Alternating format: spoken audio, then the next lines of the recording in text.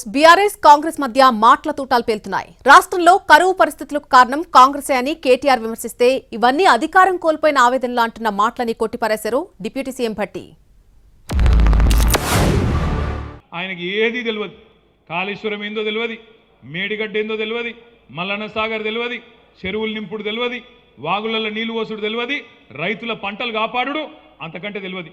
ఎవడో రాసిచ్చిండి నా చదివిండు, కరువు వచ్చింది కాబట్టి రేపు రాబోయే రోజుల్లో గోస అవుతుంది తయారు కాండ్రి అంటున్నా. అందుకే నేను అంటున్నా, ఇది కాలం తెచ్చిన కరువు కానే కాదు. కాళేశ్వరం లాంటి ప్రాజెక్టు ఉండగా కాంగ్రెస్ పట్టించుకోకపోవడం వల్ల, రిపేర్లు చేయకపోవడం వల్ల కాంగ్రెస్ తెచ్చిన కరువు అనే మాటను రైతులకు ఊరూరా చెప్పవలసిన బాధ్యత మన మీదనే ఉన్నది. అధికారం కోల్పోయి వాళ్ళ ఆలోచన జ్ఞానాన్ని కూడా కోల్పోయారు.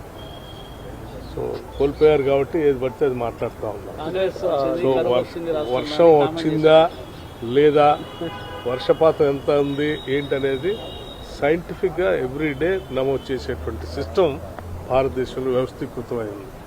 ఇది అవగాహన లేనటువంటి వాళ్ళు ఏదైనా మాట్లాడితే వాళ్ళ అవగాహనలో